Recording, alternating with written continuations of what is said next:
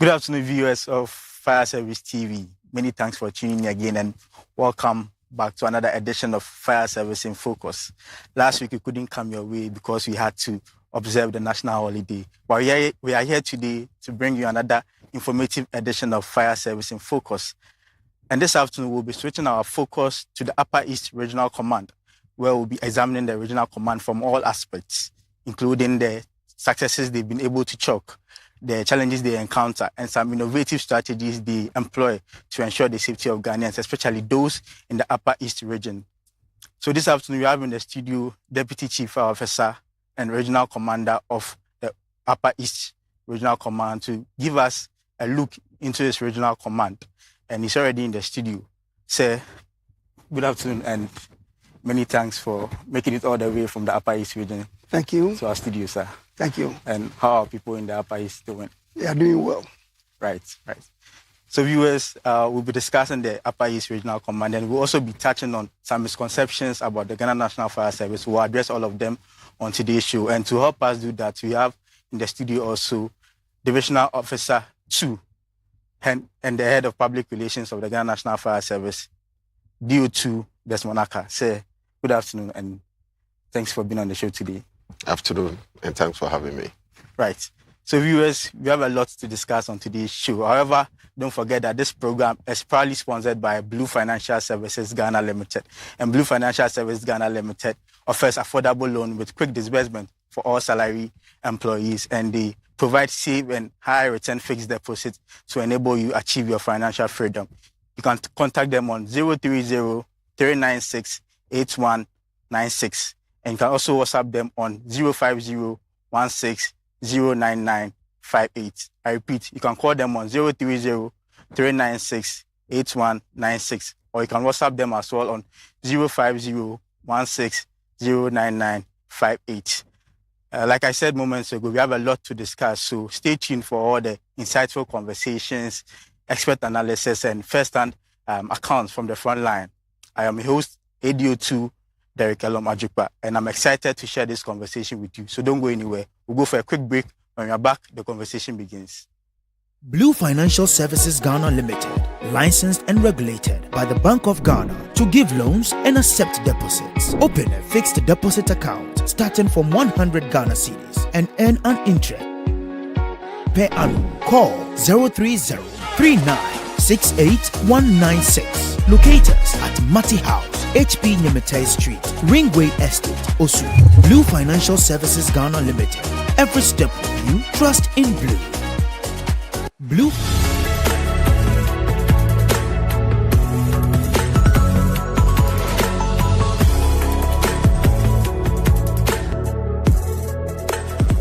I came across power safety technology.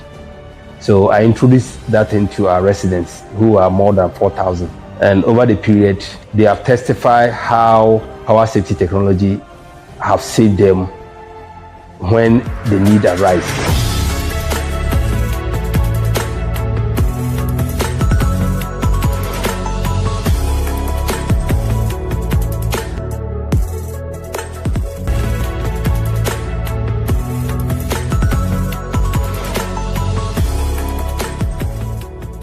Power safety.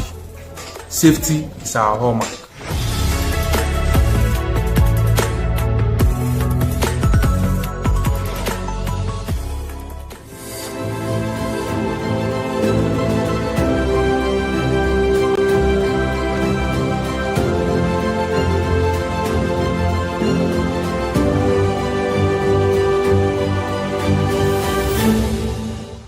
Welcome back from that quick commercial break. And if you just joined us, this is Fire Service in Focus, a program that comes your way every Monday at exactly 2 p.m. from our studios at the headquarters in Accra. And we're also live on our Facebook platform at GNFS Official and on all other social media platforms. So you can quickly give us a follow there and be part of this conversation by dropping your comments or your perspectives in the comment section of this live feed. And I'll try my best to read them out to you.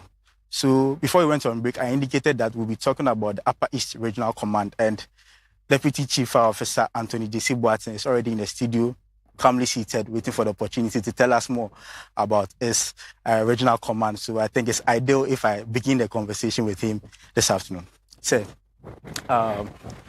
welcome once again. And to start with, can you provide us with a background on your leadership when you became the commander of the Upper East Regional Command, and how the command was, what led to the establishment of that command and the districts you cover or you serve?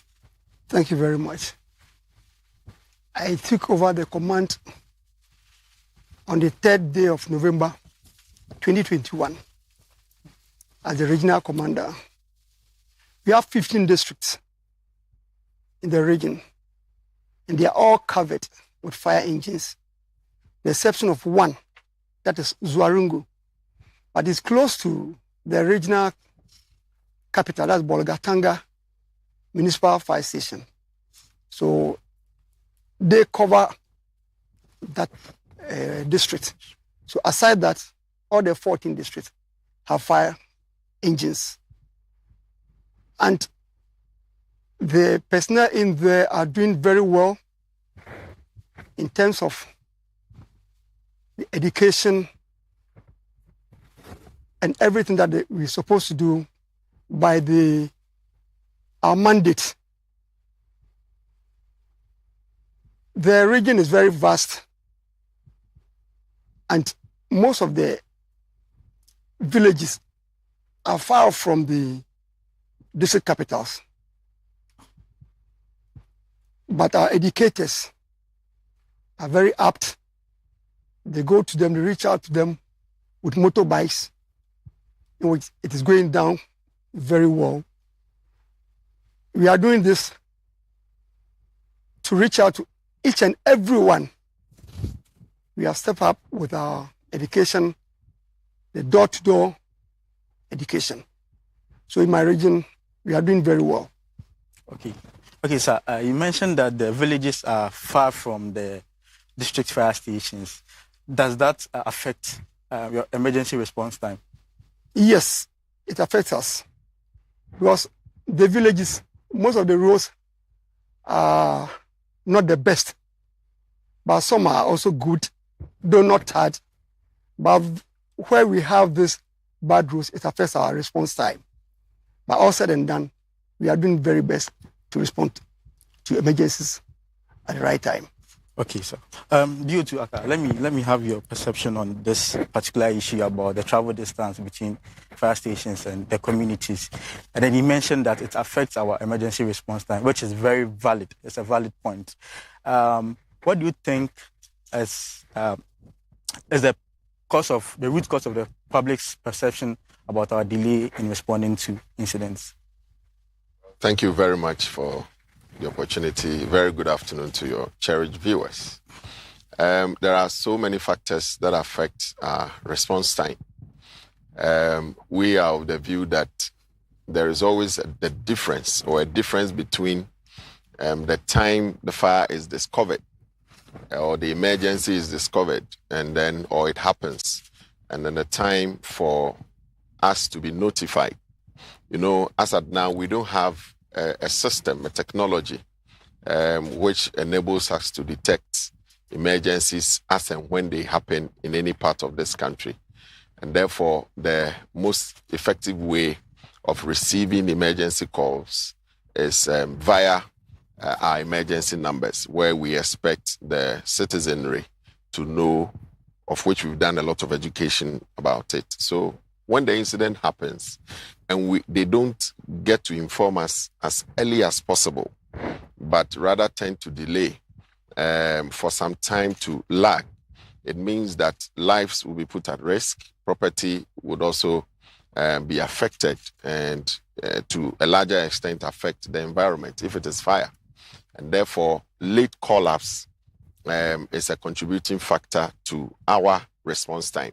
So if a fire happens, let's say in 20 minutes time after the fire, and then you call the fire service, if let's say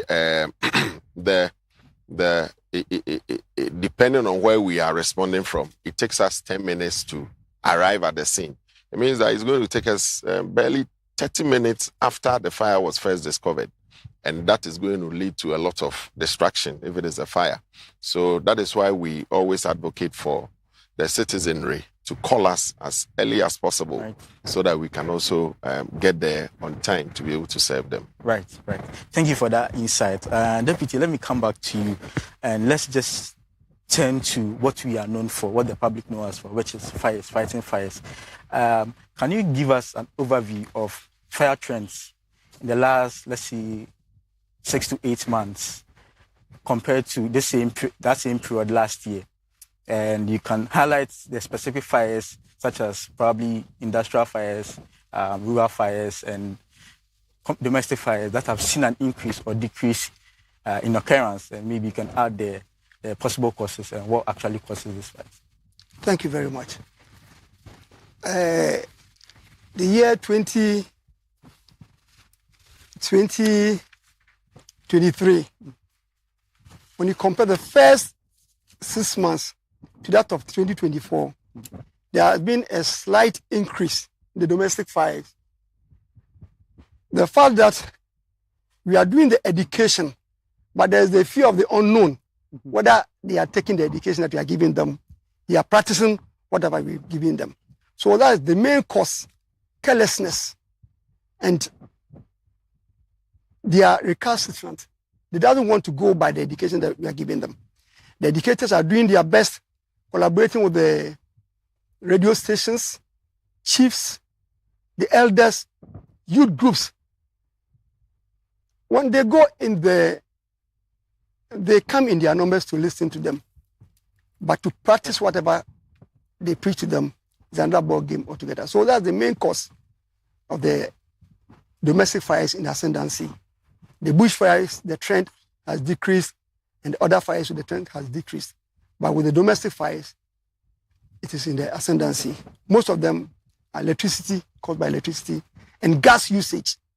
These are the two main trends that is happening in our region. Okay, so it's not the case that fire service personnel are not doing their job, they are not educating them, but it's the case that they are listening, but they are just not practicing what they are taught. Exactly. They are doing their very best. They are doing best.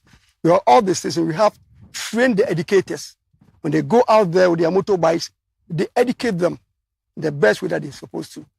But as I said earlier, the fear of the unknown, they are not practicing whatever we preach to them. That has brought the domestic fires in the ascendancy. Okay, so you too, Aka. Let's look at this from a national point of view. What's the national trend in fire incidents, and what are the causes? All right. Year in, year out, when we look at the statistics, we have realized that domestic fire outbreaks tops the chart. It accounts for over 35% of all the fire types that we record. And the causes of the domestic fires have generally be non-adherence to basic fire safety measures. One would ask, why is it that we have a lot of fires occurring in our dwelling places? It suffers to mean that a lot of these factors that lead to these fire outbreaks are right there, because that is where we cook, that is where we use a lot of these naked lights, that is where we use the LPG stoves and what have you. So therefore, the risks of fire occurring in such settings is high. And if you ask me about the causes of the fires there, I mean, it runs through from electrical faults, through gas leakages, to the misuse of naked lights, such as lit matches, mosquito coils, candles, where they are wrongfully placed. They are lit and placed closer to combustibles, and then out of, let's say, forgetfulness, ignorance, carelessness, they tend to create these fires and then cause a lot more havoc than good. So these are... So a quick one. Deputy mentioned that the education has been done, but people are not just practicing what they are taught. Where do we go from here? What do we do? Yes, I believe the most effective way is to continue with our educational efforts. there is nothing more that we can do but just to appeal and to make the educational programs and campaigns more appealing that will talk to the real issues on the ground. I believe when we are able to step up our efforts in trying to letting the public know the real things that leads to these fires, I believe with time they will come to terms with it and then give us the necessary heedings so that they can change their attitudes and so that the fires would come down. So we are not going to relent.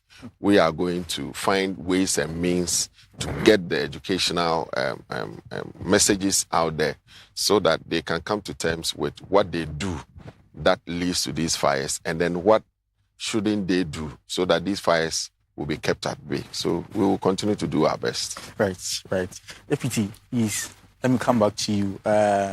You know, the Upper East region has a lot of major roads and highways. Can you highlight some of the accident-prone areas in those areas, and then how your command is responding to these crashes?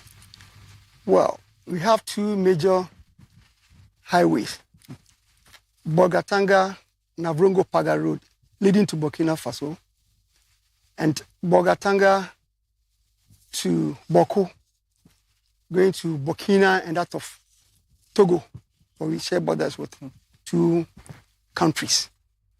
They are the two major accident-prone areas. But for some time now, the reported accidents have reduced drastically. Even this year, for the first 6 months, we recorded only one accident with some injuries, but there was no fatalities.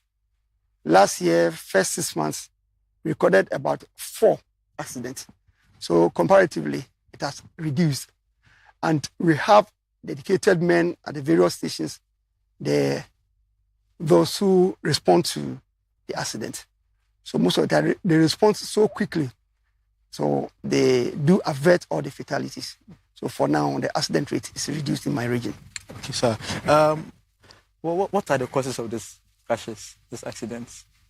Yeah, I may say fatigue. Okay. Because most of the cars are the articulators. Okay. Those who are involved in the accident are the articulators. They load from Tema, the ports, Accra, going to Burkina. So fatigue and non-observance of the road signs too might be one of those things. And careless driving.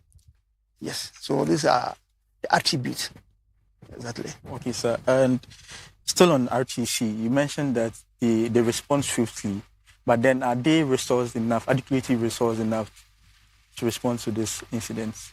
Yes, I would say yes, because the Bolgatanga Municipal Fire Station is well resourced. And those between Bolga and that of Boko, they also have the machines there that they also respond to. So on those roads, they are well resourced. Yes, they respond to any incidents swiftly.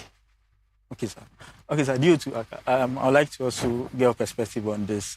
In what way do we engage the public to emphasize road safety and protection on the roads?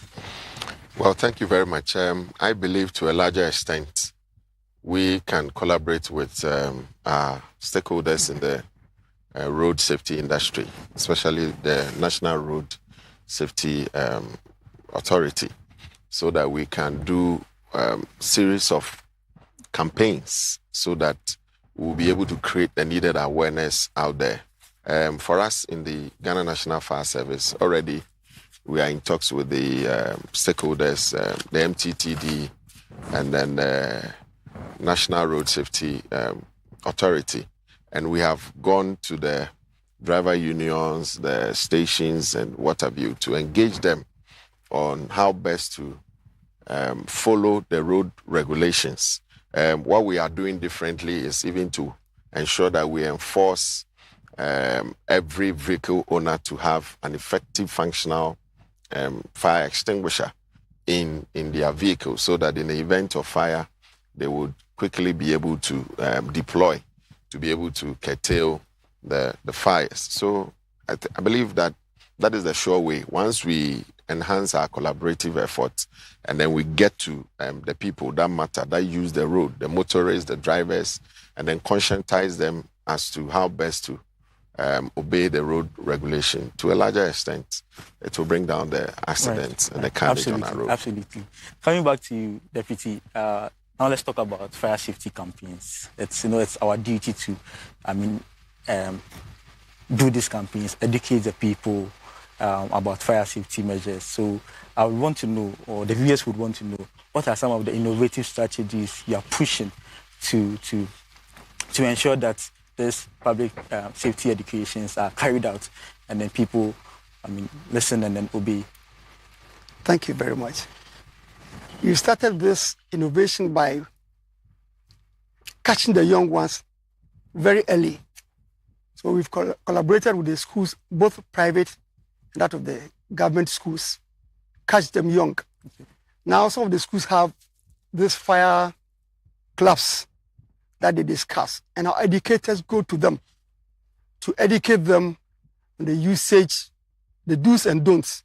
You see, what is good about cases, when they absorb something, they grow with it. That's why we have this Catch Them Young project that we are doing, and it's going down very well. At times, we carry our fire engine to them at the schools, talk to them, and they are happy to even join the fire tender to go around. Whatever we teach them goes deep down well to them. And I think they are also carrying the messages across. We have another collaboration with the media. They are also doing well by providing us or giving us airtime to go on air to educate the masses. And we have another one to the NETCO to educate people on the usage of inferior wires for wiring and all these things. And it's also going deep down well with them, because most of the time, because of cost, they're going out there for cheaper wiring, and this accounts for the rampant domestic fires that we are experiencing in the place. So it is going deep down well. And another thing that we have collaborated with the GWCL water company, we've also collaborated, and we have a standing team that checks our fire hydrants, the more functioning ones. They go out there and repair them. So it is helping us a lot. And we've also have this rapport with the chiefs and elders in the communities, one-on-one, door-to-door. At times you call for a group discussion, but they won't come. So when you go to door-to-door, you don't want to leave anybody out there. So you go door-to-door. It's also helping us a lot. So in this wise, I think in the next maybe a month or so, they will grasp everything.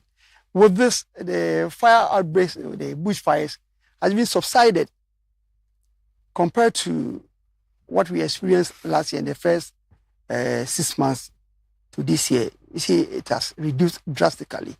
So I think it is helping us in that way. Well, I think your command is really doing a lot with regards to fire safety education activities. So DO Tuaka, based on this and looking at it on a national perspective, would you see fire services doing a lot to push fire safety education? Yes, as a service, that is one of our, functions that we do day in and day out that the public do not kind of see. They think that we are just into firefighting. No, what we do a lot, the greater part of our job has to do with sensitizing the public and then letting the citizenry be aware of their roles as individuals in the prevention of fire. So we have educated a number of schools. If you look at the latest figures that we have gone to over 200 first and second cycle schools this year alone. And then we have over 50 school cadets, basic SHS cadets that we have formed, that we are inculcating into them the concept of fire safety, because we believe that once we are able to catch them young, they grow with it and then help the adult population to be conscious of their own safety and prioritize them as well. When it comes to bushfire education, we have trained over 6,000 fire volunteers, and the campaign or the training programs also is currently underway. We want to be able to end this year by training over 10,000 fire volunteers, especially to take care of our natural vegetation, to protect our plantation, to protect our natural resources from the ravages of fire. So just as Deputy said, that the bushfires have come down because of our efforts in training these fire farming, community farming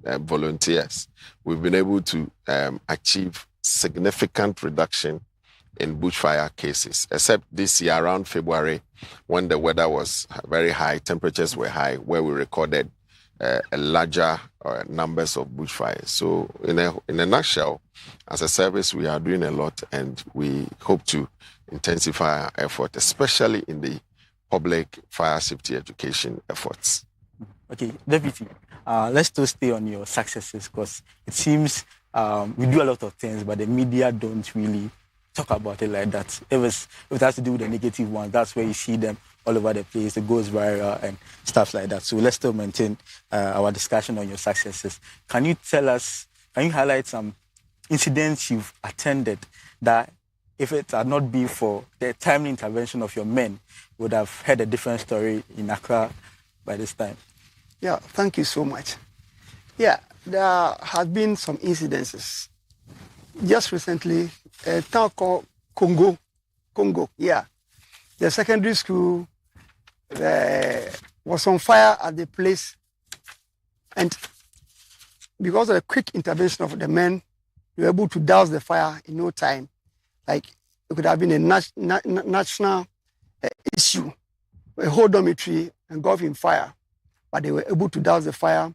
So many occasions. Recently, about 10-bedroom house was involved in a fire around 1 a.m. But because of the quick response of my men, we were able to douse the fire, and everyone there was happy.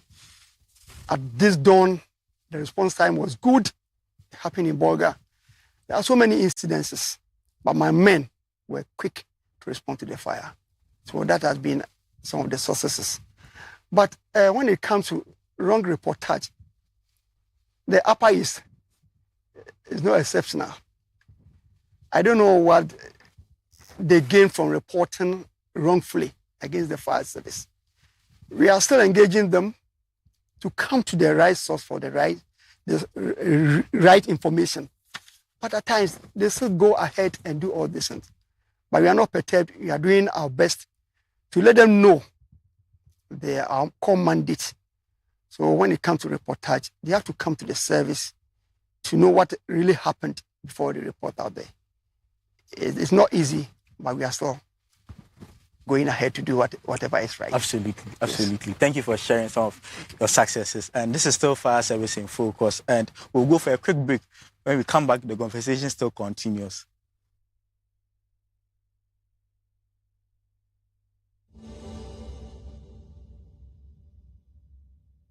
Financial Services Ghana Limited, licensed and regulated by the Bank of Ghana to give loans and accept deposits. Open a fixed deposit account starting from 100 Ghana cedis and earn an interest per annum. Call 030-3968-196. Locate us at Matty House, HP Nyamete Street, Ringway Estate, Osu.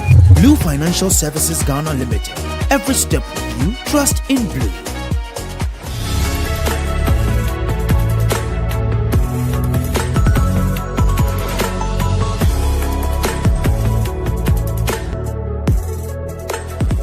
I came across power safety technology. So I introduced that into our residents, who are more than 4,000. And over the period, they have testified how power safety technology have saved them when the need arises.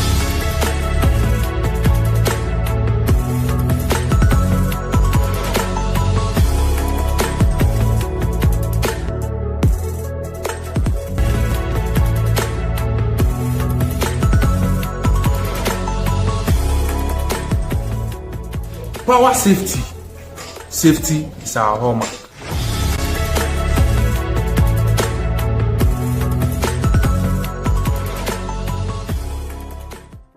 Ago Ghana, Ago Omambapa.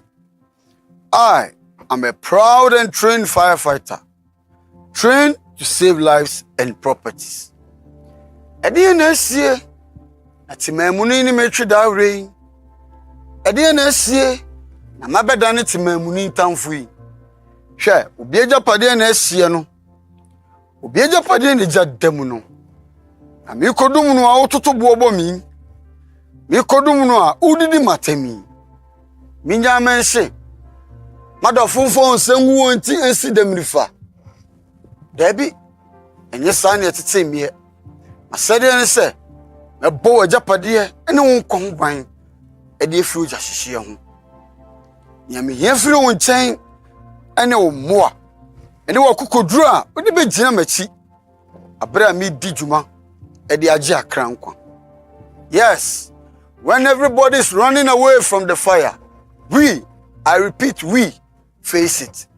So stop harassing the firefighter whilst he performs his core duty. Uni aneme, I'm assuming you know.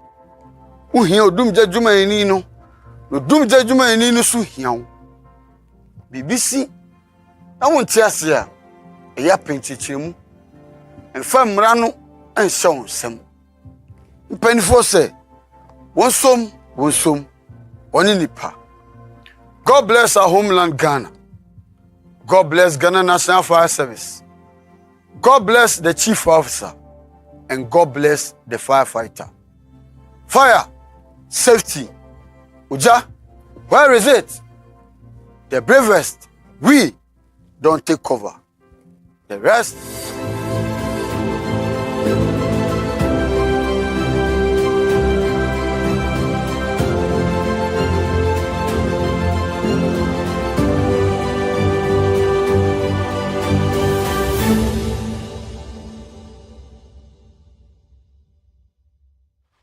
Welcome back from that quick break, and I have some messages here on Facebook which I would like to read them quickly before we continue with this conversation. So this one from Emmanuel Nikole Commodore. He says, very good initiative with the fire clubs at schools. Great one. And then we have this one from Majida Lily Nash, and she is saying, I'm watching you from Parugu inside Northeast region, right? And I think we have this last one from Jambon, B-Job Jambon. And he's saying that thanks for always educating the public. Right. So, sir, Deputy, let me come back to you. Before that, viewers, the phone lines have been activated. So you can also contribute to this conversation by phoning in. And the number is 050-9660-8744. I repeat 050-9660-8744. Kindly call in and share your contributions as well. Back to you, sir. So let's turn to our stakeholders. Without them, we can't really work effectively. So it is important that we establish that good relationship with them. Up there, can you describe the relationship between the Upper East Regional Command and stakeholders like Ghana Water Company, Electricity Company of Ghana, and the municipal and local assembly as well? Thank you very much. We have a good cordial relations with the agencies that you mentioned. Up there we have NETCO. We have a very good rapport with them. Whenever there is fire outbreak, when the calls get to them, they respond to whether they are to take off the whole area or a section of the place for us to do our work. They do it with swiftly. Ghana Water Company, we have a standing committee with the fire service and that of the Ghana Water Company. Periodically, they go out there to check the hydrants, and the faulty ones are being repaired. So we have a very good standing with them. When it comes to the district assemblies, they are also doing their very best in supporting the district and that of the region as well. Because most of the tenders are being serviced by the assemblies. At times, they give us batteries, ties, to support or to just to beef up whatever the headquarters, the national headquarters has given us. So they are doing a lot with us. When it comes to the other citizenry, they are also supporting us in terms of maybe machinery or renovations. I must say our regional headquarters was renovated through some benevolent people out there. They gave us paints. They refurbished our conference hall, gave us tiles, what have you, air conditioners, and all those things. So they are doing very well. We have very good cordial relations with the people out there. They are doing very well, I must say. And the chiefs, whenever our people go to the communities, they also accept them and support them to go to the people to educate them. You see, in the north, they revere their chiefs very well, as we do here. So when you go there and you have to go there and just show up yourself up to the chiefs and tell them your vision. They quickly give you someone to take you to the community and do your work there. The assembly members, the youth groups, they are supporting the fire service very well to do the education. So I must say the relations are very cordial with the people out there. Right. So it seems you have a very good relationship with the people and in the community. So there's no situation whereby you have your men being beaten, because recently we've had our men being attacked at fire scenes because of alleged late arrivals and other stuff. That's not the case in Upper East, right? I must quickly add, there are times attackers, but it's not as extensive as we see in the south here. There are times try to do that, but quickly, some of the community people come in, they talk to them, and it ends there. So at times we face those challenges, but it's not rampant as we are seeing in the southern part of Ghana. What measures have you put in place to ensure that it doesn't even happen at all? Yeah, in fact, when it happens, after March, we go there to educate the people. When our educators going out there, they tell them our mandate and why they shouldn't attack the fire service. Because we are coming out there to support and averting whatever there have been a severe maybe damage to the property or whatever it is. So we are their friends, and we also needed their support to do our work. Right. Deputy, you've spoken a lot about the successes and some innovative strategies you are using to push the fire safety education. Now let's talk about the challenges as well. Can you talk about some of the challenges you are facing that has hindered your effective operational duties? Some of the challenges, as I said, some of the roads, the rural roads from the districts are not good, so it hinders our response time. But aside that, we are doing our best in averting some of these challenges. So our work is, I must say, we are doing our best and we are working smoothly out up there. The challenges are many, but we are coping with it. It's normal with us. We are doing our best. Right. That's what I can say. Right. So, DO2, let me have your perspective on this one as well. What are some of the interventions being put in place by GNFS to ensure that we maintain our effective and efficient mandate to our people? Right.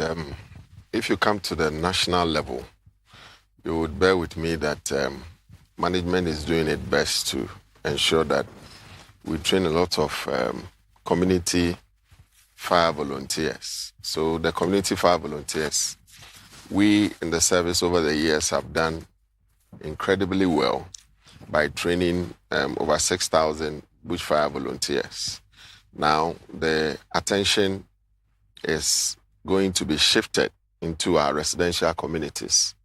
That is where we record a lot of these fires so that we can train as many community fire volunteers as much as possible, so that at any point in time, because they've been given the needed training and the education and what to do to curtail fire situations as and when they occur, they would be like a stopgap to help us to be able to respond to these fires, especially at their nascent or initial stages, even before we get to arrive with our fire tenders and all that.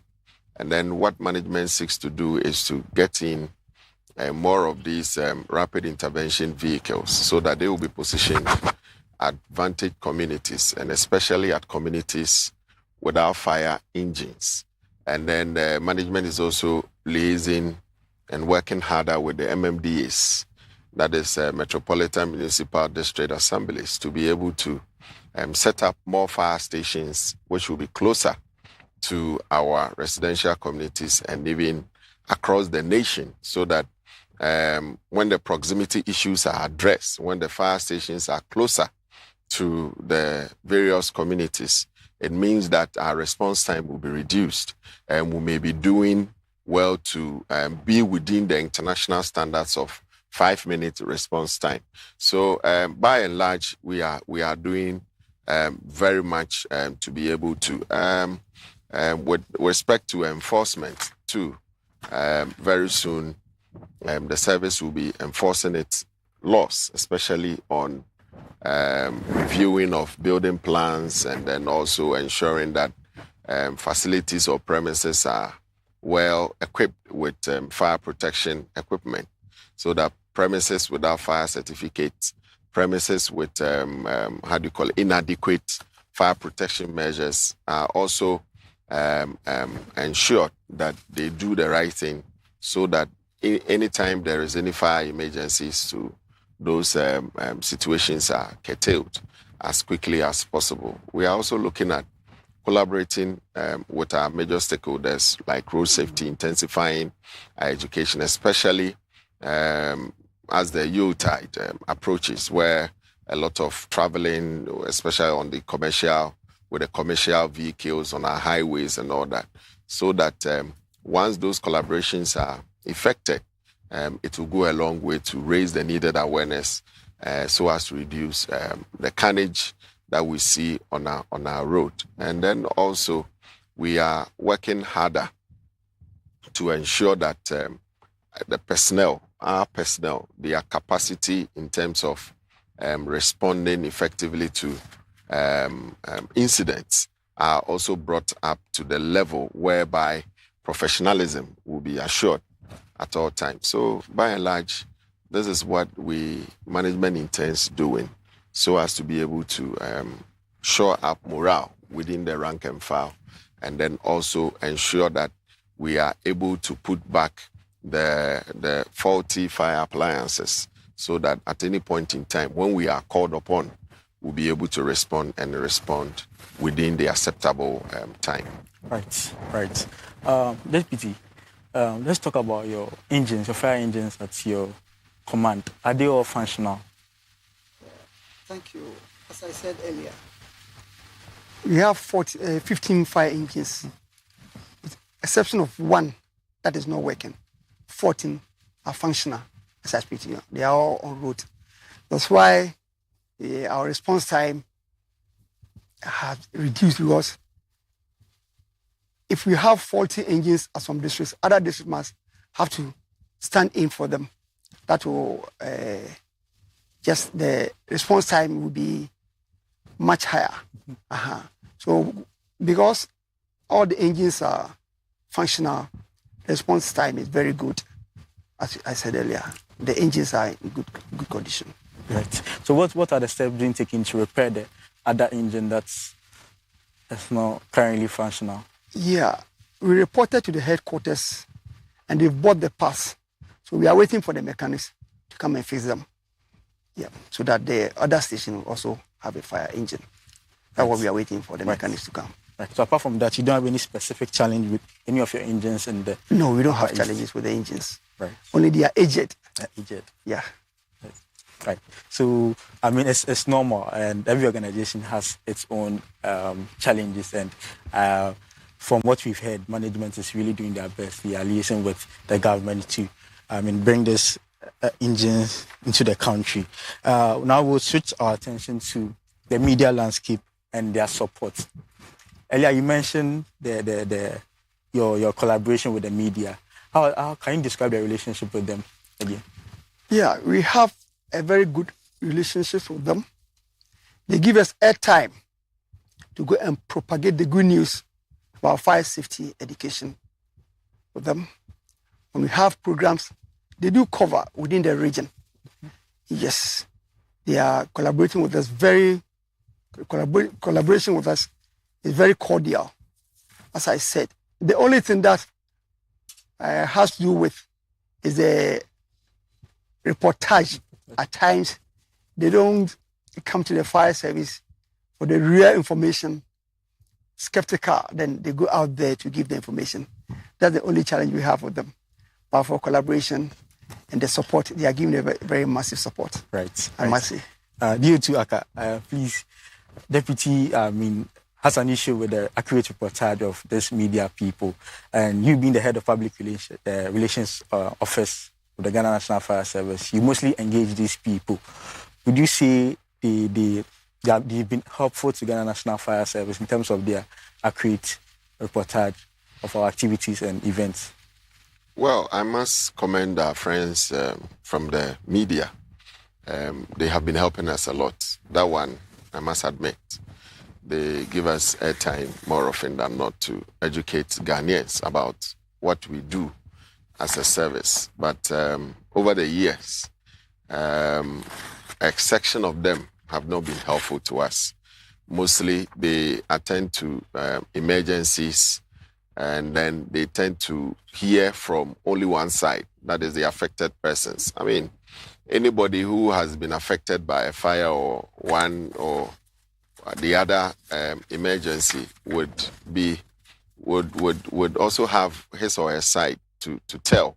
So we have been expecting the media, after having engaged the affected persons or the people around the scene, they should also approach us to get our side of the story so that there will be a balanced side for any person listening to also kind of get the picture well. But most often than not, they do the other side at our expense, and it goes against us.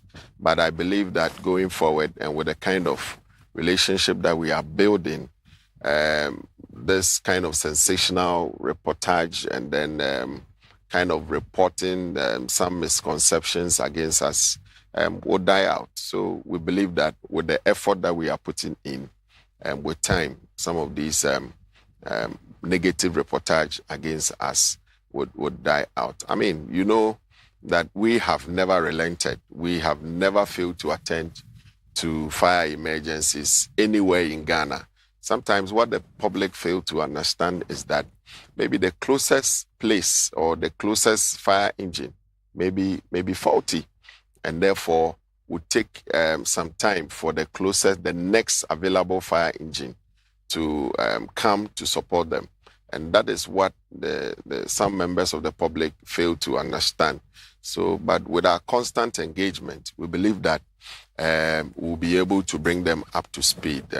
I mean, a directive has been given to the MMDFOs to ensure that any time their fire engines are out of service, they should be able to engage the opinion leaders, the community members, and even take advantage of the media within that community so that they can make periodic announcements so as to be able to also intensify public education there for the people to stay safe and to develop or to put measures in place to prevent these fires from occurring. So I believe that constantly we will engage our stakeholders, and especially the media, and then propagate the good news about the fire service and let them understand what we do so that they can also support us to be able to achieve our objective. Right. Deputy, now let's talk about water. You know, people, we say that water is our weapon and it's what really gets us going. But down here, water has been really difficult to come by. How is it in the Upper East region? Is it readily available? Water is readily available in the Upper East. We don't have challenges in water. Where there are no hydrants, they have ponds that they lift water from that pond directly into the tank. So for water, we don't have problem. Water in the Upper East region. water is readily available for our men to use. Right. Absolutely. Yeah. Let's turn to your personnel in the Upper East region. I believe some of them are currently watching you right now. What would you say is their current morale? And yeah, but the Upper East, the morale is very high. The morale is very high, I must say. We have periodic exercises with them. We collaborate with other agencies, especially NADMO. Recently, we had about 2 with them at the border post. Like maybe there has been a spillover, maybe this fighting spillover. What is the duty of the fire service and the other agencies? We all collaborated and we did a very nice simulation exercises out there. We have periodic training with them at the various districts. So for morale of the personnel up there is very high. They are doing their best and they are happy working at the fire service. Are there any programs or initiatives in place to boost their morale? Yeah, that's what I'm saying. We have training, periodic training with them. And we don't live out, we have to live out with entertainment aspects too. So we have the security agencies games. We recently had one, and fire service, we nearly lost one of our men, the goalkeeper. He fell and collapsed and he had to end him at Tamale Teaching Hospital. It wasn't easy. We called the chief officer and I bet you readily they supported us. He's now safe because this entertainment too, it is building the cordial relations with other security agencies. So the personnel, the morale is very high and they are doing very well, I must say. Right. Yeah. So anyway, how did we perform in the games? The games, we performed, but we lost to one of our main contenders. That's Ambulance. Our first game, we lost. In our second game, it was draw with Customs. And that's where our keeper had that injury. So, though we didn't place, we were kicked out. So next time, I think we are going to do well. We didn't start our training early. So I believe next time we are going to do well. Right. But with the volley, we are doing very well. Right. With volley. Right. Yeah. So, sir, still on you. Yeah. Upper East Regional Command. Upper East Regional Command. What is peculiar about your command? What are you known for? In fact, the command is known for go-getters. Yes. We don't want to take things for granted. Whatever we are doing, we go in out there to do what is right, what is expected of us. So we are go-getters. In that, as I said earlier, we are taking the education to the people. So we even recently opened up 2 fire posts at Sirigu and Mirigu, which is very good because we are pushing those at the enclaves. 1, 2 is pending at Palugu, if you know where the police training school is. We are also opening one up there. So when it comes to getting, in fact, we don't relent at all. We are pushing for everything that will support the command to be one of the best, if not the best. We are doing very well up there. Yes, and we wish you all the best in your endeavors. And finally, by way of your final words, do you have anything you'd like to share to your people watching you right now? Yes. What I will say is they have to adhere to the education that we are giving them out there, the do's and don'ts, and they must support the fire service by adhering to whatever we ask them to do. If they do the right thing, the incidents of fire will be minimized. Life will not be lost, and property also be safeguarded. So what I will say is they have to adhere to the education that we are giving them so that we will live in a fire-free environment. If not, always there will be loss of property and loss of lives. So they have to adhere to the education that we are giving them, the gospel that we are giving them about fire safety.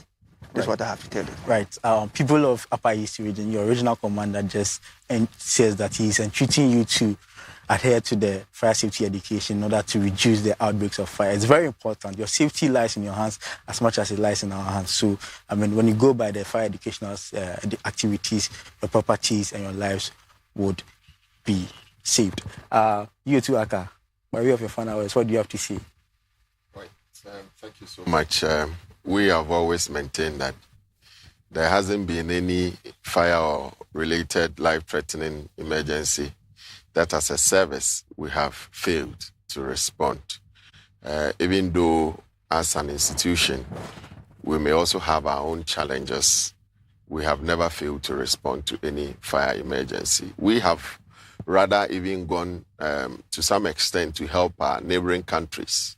We've attended to fire situations or emergencies, even outside Ghana, Togo, Burkina, even Cote d'Ivoire, to even assess them.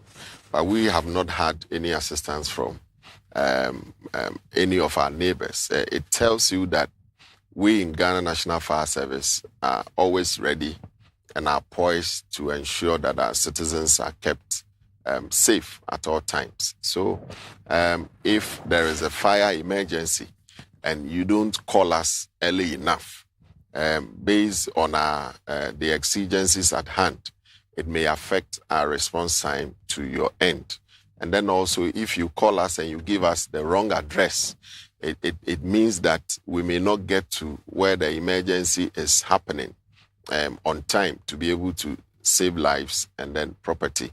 That is why we've always been advocating that when you call us, use the nearest landmark as by way of helping us to be able to locate the place. And many a times too, people tend to block some of our major roads for social events.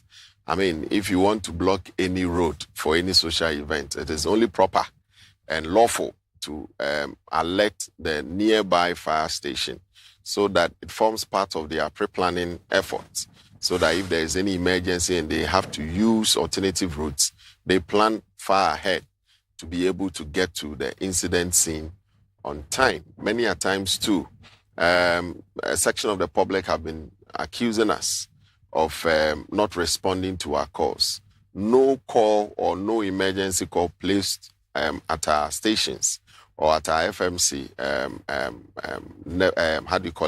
we fail to respond. Any call that we receive, provided it's an emergency, we dispatch the closest engine to come to your aid. And therefore, we entreat all to know our emergency number, which is 112 or 192, so that you can call. Many a times, some of you play pranks on with this emergency lines. It means that when you are playing pranks, what technically it means is that people who need our emergency services will not get access to it. Right. So I believe that if all are able to support us, right, to help us, and to stop playing pranks with our lines, and then call us on time and rightfully on our emergency line, I believe we'll be at the bell and call of your emergency so as to be able to help you. So we are ready, right, to support you at any point in time. Right. Thank you, due to Aka. And I have some messages here, a few messages here I would like to read before we go. And this one is also coming from Emmanuel Nicole Commodore, and he says, great conversation. I must commend the Upper East Regional Command for their exceptional work, particularly in prioritizing safety. Outstanding job. Kudos to them. And so we have this one from Benjamin Labi, who says, I'm watching you live from Ho. Thank you for such educative words. Right. So viewers, it's been an interesting conversation today, this afternoon, and this has been Fire Service in Focus. And I believe you've taken a lot from this conversation and you've learned a lot as well. Make a date with us next week, Monday as well, and then we'll continue with this informative series. This has been Fire Service in Focus. Tomorrow, don't go anywhere, keep watching Fire Service TV. Tomorrow we have ADO1 Juan AJ, who comes away with Safety Matters in English. And then on Wednesday as well, ADO2 Opoku also comes away with a Tree version. This has been a great show, and then see you again next week. Bye-bye.